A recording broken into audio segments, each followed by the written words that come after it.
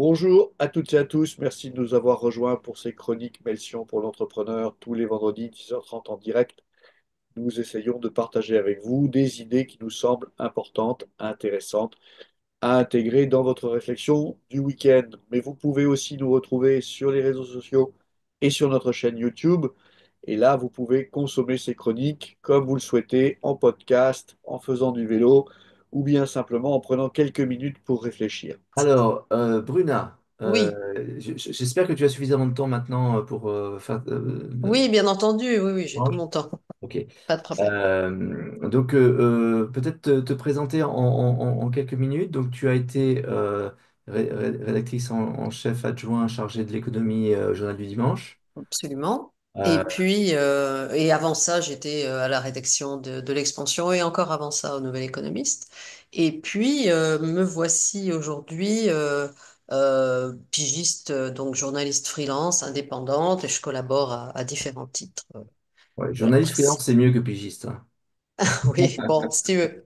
Ok, mais c'est un peu, c'est bon, c'est lié quand même. Ouais, très Voilà, bien. puis j'ai trouvé le temps de coécrire un livre Et depuis 2 ans, enfin sur une année, et voilà le résultat. Donc ça s'intitule Tout et son contraire, avec ce livre. monte-le Oui, un petit peu plus haut parce qu'on voilà, bien sûr. Il se verra bien en librairie, je pense. C'est assez bien. Les couleurs, ouais, couleurs sont vives, donc ça c'est bien. Et ouais, c'est un livre que j'ai coécrit avec Pierre-Henri de Menton, qui est le directeur de la rédaction de Challenge. Voilà. impeccable. Et donc, tu viens finalement traiter le sujet de cette histoire selon laquelle les économistes auraient été inventés pour que les astrologistes se sentent un peu moins seuls. Euh, Exactement. C'est d'ailleurs une belle image que tu utilises parce que euh, Comte-Sponville, André Comte-Sponville a fait la préface de ce livre, hein, et il compare les économistes à des météorologues. Tu vois, il est un peu moins ok. ambitieux que toi, mais Non, mais ça vaut le coup. en disant, bah, en gros, ce ne sont que des gens qui donnent la météo de l'économie. Il faut pas en attendre, comme on le fait trop souvent, des prévisions parce que ce ne sont pas des astrologues. Hmm. Ou des visionnaires nécessairement. Et c'est une matière, il s'attaque à une discipline qui est très compliquée finalement, avec des variables incroyables, et particulièrement dans la période de temps qui nous a intéressés, c'est-à-dire les années 2013 à aujourd'hui en fait. D'accord. Donc, toi, tu as plus particulièrement travaillé sur quatre différents thèmes. Oui, La, absolument. la croissance, les inégalités, L'inflation, l'inflation, l'intelligence artificielle et les crypto-monnaies. cinq thèmes, pardon. Oui, Alors, absolument. Non, non, mais est-ce qu'on peut reprendre chaque thème et est-ce que tu peux nous faire un petit état oui, bien de sûr. chaque thème Alors, d'abord, peut-être dire une chose, c'est que c'est pas un travail scientifique, hein, c'est vraiment un travail de journaliste, une sorte de carnet de voyage dans la galaxie des économistes, sur une quinzaine de thèmes en tout, 14 thèmes très précisément. Celui qui est le plus French touch, si je puis dire, c'est le sujet des inégalités, bien évidemment, où les Français se démarquent, et en particulier avec l'arrivée de Thomas Piketty, quand même, en 2013, et son livre Le Capital au 21e, au 21e siècle, pardon. C'est un carton mondial, et à partir de là, rien que sur ce thème, on se rend compte que le sujet est particulièrement abrasif. D'abord, quand Thomas Piketty s'empare de ce sujet, il est plus du, il a été abandonné depuis pas mal de temps. Les économistes étaient désintéressés de la question. Enfin, il faut remonter à Adam Smith, à Marx et à Schumpeter pour retrouver des économistes qui ont regardé ça de près, et également Keynes. Et donc, il sort ce livre. Et là, c'est incroyable, c'est-à-dire succès mondial, il part en tournée aux États-Unis, et on ne parle plus que de ça, il devient le gourou des inégalités. Ça, c'est le point de départ. Sauf que, évidemment, la thèse défendue par Piketty, qui est de dire qu'en réalité, au XXIe siècle, ce qui fait la richesse et crée et creuse les inégalités finalement, c'est le fait que ce n'est plus le travail qui enrichit les gens, mais leur patrimoine lui-même qui a bénéficié d'une financiarisation de l'économie, etc. Et que cet écart est particulièrement marqué outre-Atlantique aux États-Unis. Et le remède bien connu est qu'il faut taxer les patrimoines comme il se doit, faire payer les riches, etc. À partir de là, se développe une sorte de bashing de Piketty, à deux reprises d'ailleurs, dès la sortie du livre, et puis à nouveau lors de son 10e anniversaire, où en particulier des économistes américains que vous ne connaissez sans doute pas parce que leurs noms sont pas les grands noms de Harvard ou de MIT, mais se déchaînent à nouveau, faisant du debunking des chiffres livrés par Thomas Piketty. Alors, je vous donne leurs noms hein, rapidement, c'est Gerald Houghton et David Splinter, et puis Vincent Geloso et Philippe Magnès, qui donc Donc, déchiquette à nouveau les thèses de Piketty et de son club, hein, parce qu'il y a tout un groupe d'économistes il y a un boys club autour de Piketty donc là, sur cette question. sur ce sujet, toi, tu nous dis, en observatrice avisée du débat, Oui, là où on pourrait penser que ça y est, quelqu'un est arrivé et a mis tout le monde d'accord, et etc. En fait, le débat continue. oui, Les guerres de tranchées entre les tenants de c'est terrible ce qui arrive maintenant, ça c'était jamais comme ça avant, et ceux qui disent mais ça a toujours été, et qu'est-ce que vous racontez? Entre ceux qui disent on va régler ça par l'impôt et ceux qui disent ben non, justement, c'est ouais. ça qui est la cause.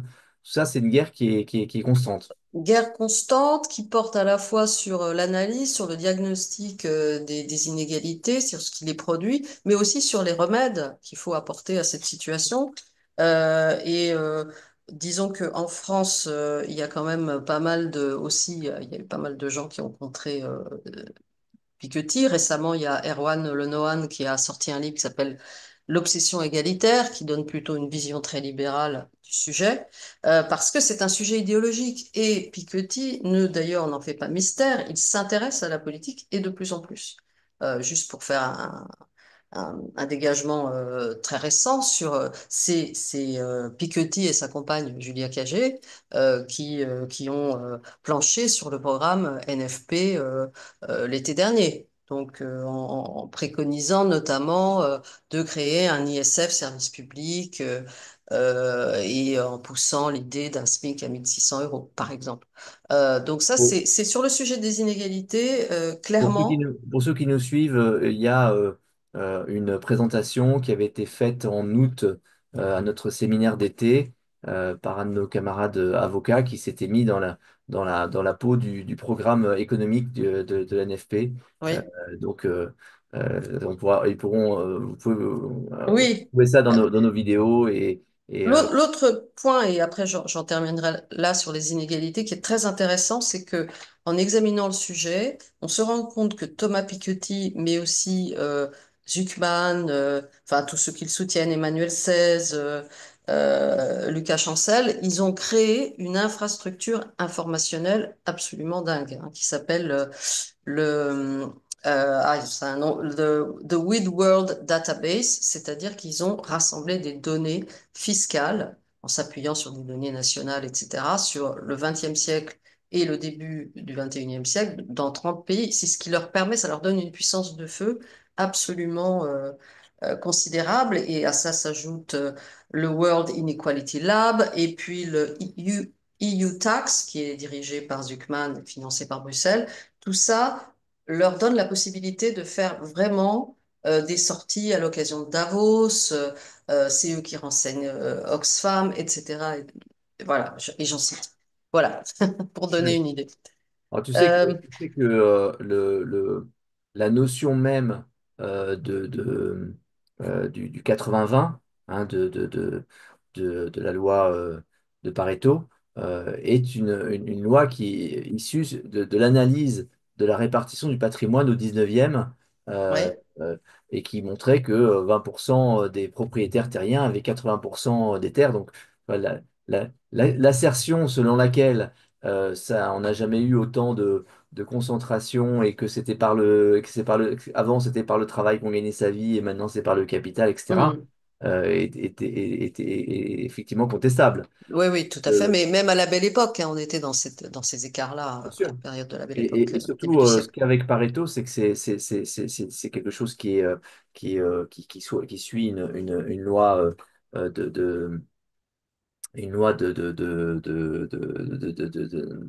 fraction, c'est-à-dire dans le 80-20, il y a un autre 80-20. C'est-à-dire que 20% des 20% possèdent 80% des 80%. Et quand tu fais Mhm. deux fois ce truc-là, tu arrives à 1% possède plus de 50% des terres. Et donc, bah, oui, ce n'est pas nouveau, Ouais. a priori. Voilà, donc ça c'est sur les inégalités. Après, il y a des sujets, on peut parler de l'inflation, bien évidemment, on en a énormément parlé entre 2021 et maintenant. Là, ce qui est intéressant, c'est qu'on a vu débarquer sur un sujet comme l'inflation, bon, qui touche évidemment au quotidien les gens. Euh, à la fois des distributeurs, un distributeur, Michel-Édouard Leclerc, qui s'est improvisé expert S-inflation. Pourquoi? Bah, parce qu'il a une vision très rayon de supermarché, mais qui lui permet effectivement de dire, j'ai vu arriver l'inflation avec tout le monde, avant Christine Lagarde, avant les économistes les plus capés. Et donc, moi, je vais vous expliquer ce qu'il faut faire, etc. Et je vais casser la gueule à l'inflation. Tout le monde a retenu cette formule de Michel-Édouard Leclerc, même si les gens ne sont pas dupes et comprennent bien le jeu d'un distributeur qui a intérêt à charger les géants de l'agroalimentaire euh, qui l'alimentent en produits en disant c'est la faute, c'est pas notre faute, c'est leur faute à eux. Et puis évidemment, les banquiers centraux, hein, dont le rôle évidemment avec l'arme des taux d'intérêt est de faire en sorte de ramener l'inflation à 2%. Or, il se trouve que on leur a reproché finalement à la Banque centrale européenne d'avoir réagi trop tard et trop fort. Un peu le même reproche a été fait à Jérôme Powell de la Fed. Donc, les banquiers centraux ont été contestés et aujourd'hui encore, euh, particulièrement outre-Atlantique, Jérôme Powell est menacé par Donald Trump qui aimerait bien se débarrasser de cette banque centrale trop indépendante à ses yeux. Après, il y a le regard des économistes, hein. Comment est-ce que les économistes ont diagnostiqué, analysé cette inflation? Eh bien, là, on constate qu'en France, finalement, il y a eu pas mal de consensus, à la fois pour expliquer pourquoi on a eu cette inflation, qui est une inflation largement importée, augmentation du prix de l'alimentation, augmentation de l'énergie, des prix de l'énergie et que l'effet, ce qu'on paye aujourd'hui, c'est le choc qui a été encaissé par les finances publiques avec le quoi qu'il en coûte, etc. Résultat, on a aujourd'hui 70 milliards d'euros à rembourser et ça va durer un certain temps. Et puis le sentiment d'une perte de pouvoir d'achat malgré tout chez les particuliers. Aux États-Unis, au contraire, il y a eu un débat très très vif entre les partisans, enfin ceux qui analysaient l'inflation qui est arrivée comme étant transitoire et ceux qui pensaient qu'elle allait durer longtemps. Alors d'un côté, vous avez Galbraith, Stiglitz, Paul Krugman qui disent non, non, ça va pas durer, c'est dû au goulot d'étranglement dans les chaînes de distribution, enfin les chaînes d'exportation, et puis Larry Sommer et puis Olivier Blanchard qui disent non, non, voilà, on va avoir ça pendant très très longtemps. Donc, il y en a qui se sont trompés. Ce sont les teams, enfin, ce qu'on appelle aux États-Unis les teams persistent. Mais bon, je veux pas vous noyer dans les détails parce que le propre de ce livre, c'est de vraiment raconter presque au jour le jour euh, tout ce qui s'est passé, en fait, les séquences importantes, les grands rendez-vous, les prises de parole des uns et des autres là-dessus. Disons peut-être aussi que aujourd'hui, ce qui est intéressant, c'est de voir que en termes de remèdes, comment lutter contre l'inflation, eh bien, on a eu à nouveau une division entre les keynésiens, les économistes qui se reconnaissent dans l'interventionnisme de Keynes, etc., et puis les monétaristes, Milton Friedman, qui eux disent non, non, laissez faire et laissons l'économie reprendre son souffle.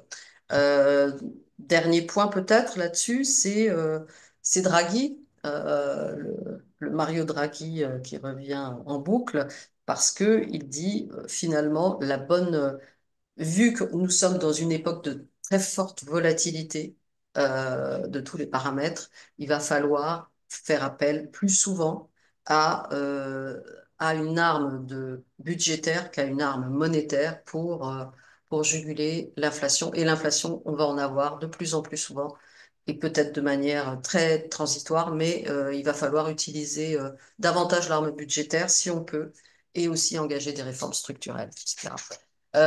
Mais peut-être que tu veux poser des questions peut-être un peu plus ciblées parce que si je Non, mais fais le là récit encore. de tout ça, ça va prendre du temps. Là encore, tu nous montres que sur un deuxième thème qui est assez prégnant chez les économistes, il y a encore des gens qui sont très affirmatifs et qui se trompent, et puis des oppositions entre différentes façons d'analyser les causes et de proposer Les des thèmes. solutions.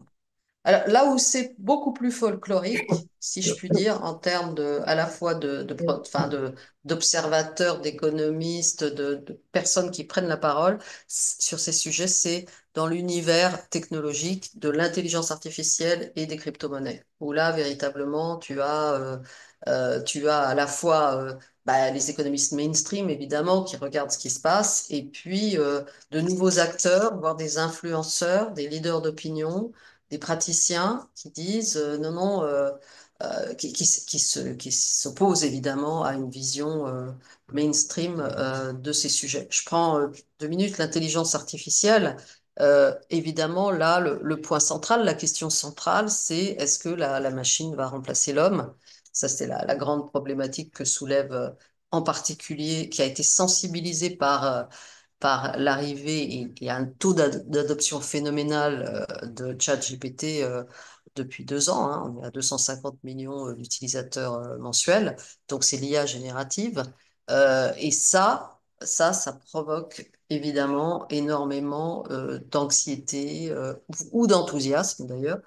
Euh, Si je vous cite les défenseurs de cette IA et d'autres IA, parce qu'il y en a évidemment toute une flopée, vous avez les grands apôtres, c'est Eric Brynjolfsson et Andrew McAfee aux États-Unis, David Autor, et puis ce qu'on appelle les IA évangélistes.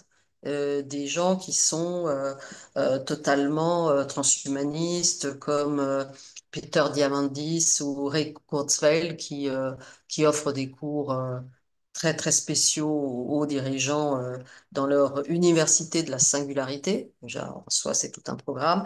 Il y a aussi plus près de nous Paul Jorion, que vous connaissez peut-être, hein, qui croit, lui, aux robots sensibles, bourrés de neurones d'émotions, et qui d'ailleurs a une petite start-up qui s'appelle Pibor qui travaille là-dessus.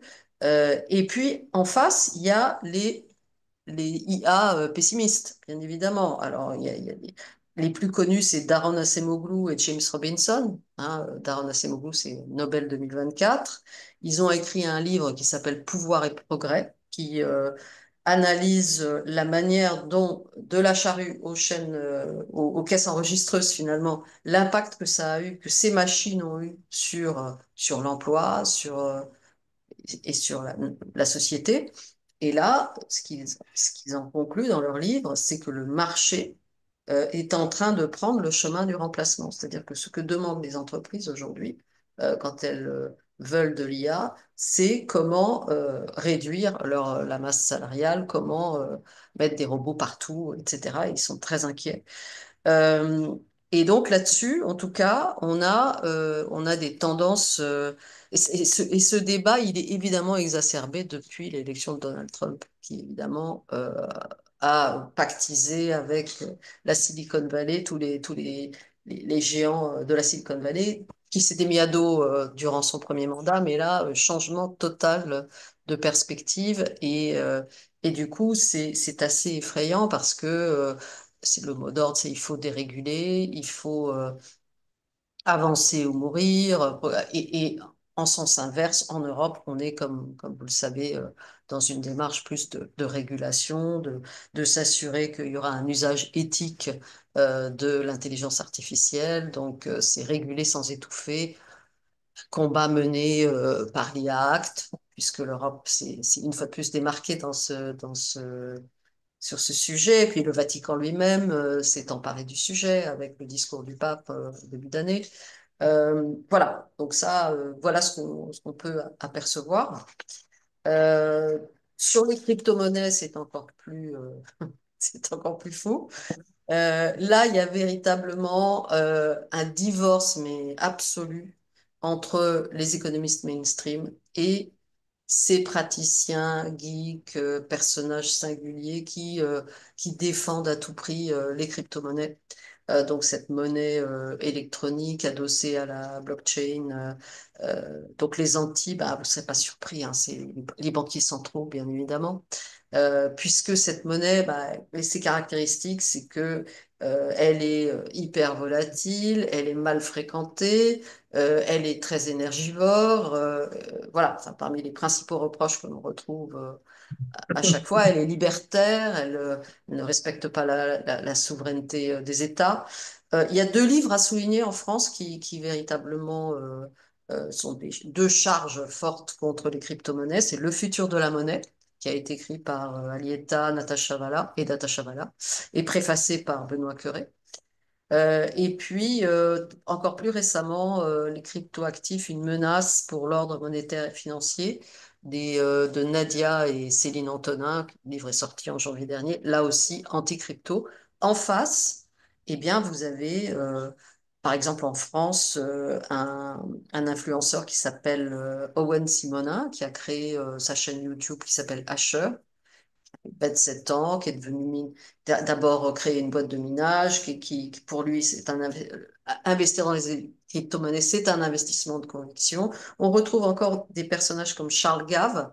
Charles Gave, si vous le connaissez, ben, c'est un ultralibéral, identitaire, qui au départ était un peu réservé par rapport à cette monnaie, mais qui maintenant est devenu une sorte de rockstar dans le milieu des pro-crypto. Euh, et tous ces gens-là se réclament de Friedrich Hayek et de Milton Friedman, qui sont vus un peu comme les pères fondateurs, en quelque sorte, des Il y cryptos. a aussi Philippe Erlin Oui, Philippe Erlin, absolument. Je l'ai évidemment dans ma liste. J'allais pas tous vous les. comme c'est lui réellement un économiste, c'est Oui, tout à fait. Il a écrit, et c'est le premier à avoir écrit en français un livre sur le Bitcoin, ouais, où il défend effectivement le rôle que pour des États qui sont un peu des SDF monétaires, eh bien c'est pas mal d'avoir le Bitcoin, comme le Salvador, même s'il vient de renoncer aux cryptos, et puis que ça peut aider également en défense du pouvoir d'achat. Mais aujourd'hui, disons-le, il y a quand même parmi les 18-34 ans, 57% en France de jeunes qui ont investi dans les cryptos. C'est une monnaie de placement. Enfin, en tout cas c'est qui ont un, un compte en crypto. Et alors, est-ce que c'est placement ou est-ce que c'est là où ils une mettent spéculation. leurs réserves, je ne sais pas. Oui, c'est ça, c'est ça. Ouais.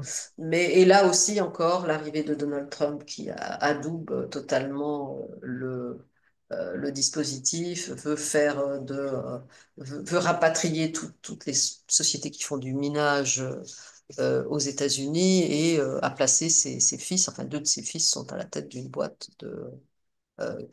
qui opère dans les crypto-monnaies. Et, le débat qui est sous-jacent à ça et qui est apparemment un débat encore ouvert chez les économistes, alors qu'on pourrait penser que depuis le temps, c'est le débat de la monnaie finalement, puisque en fait, Oui, c'est l'opposition entre est-ce que la monnaie, c'est autant qu'on veut, on en crée en mettant du prêt, en ouvrant des comptes en banque avec de la monnaie fiduciaire, ou est-ce que non, ça doit garder une forme de liaison avec la valeur et du coup c'est les tenants de l'or ou les tenants de oui.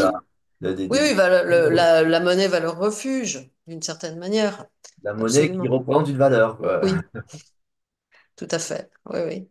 Et- Qu'est-ce que j'ai oublié de dire concernant les crypto-monnaies? Oui, que c'est quand même un univers qui a été marqué par d'énormes scandales, hein, FTX, évidemment, ouais, le Madoff des cryptos, et puis ouais, même Binance, puisque le patron de Binance est quand même en train de purger une peine de prison aux États-Unis depuis quelques années, a été également condamné euh, outre-Atlantique, donc voilà. ouais.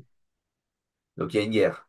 Il y a une guerre, oui, oui, il y a une guerre, mais vu les cours des cryptos et du Bitcoin en particulier qui a franchi la barre des 109 000 dollars l'unité, Quand même. le jour de l'investiture de Donald Trump, ouais, on est un peu retombé depuis, hein, on est à 74 000, me semble-t-il, mais tout de Ouais. même. Alors moi, Donc, je me souviens on a un peu l'impression, s'il fallait prendre parti ou position, que bah, les crypto-actifs sont en train de gagner la partie. En tout cas, font partie aujourd'hui du paysage financier, sont des outils de placement, voire des monnaies de réserve dans certains pays. souviens d'une époque où le crypto était à 1000, 2000 euros. C'est ça. C'était il y a bien longtemps. Bah, il y a très longtemps, à mon avis, 2009-2010. Voilà. Donc, Ouais. euh, non, voilà, je trouvais ça hyper intéressant d'examiner tout ce qui s'est passé et dans ce monde-là qui est né véritablement en 2009. Donc, c'est vrai que c'est une sorte de novation au 21e siècle. Ok, super. Patrick, toi qui es un expert des cryptos,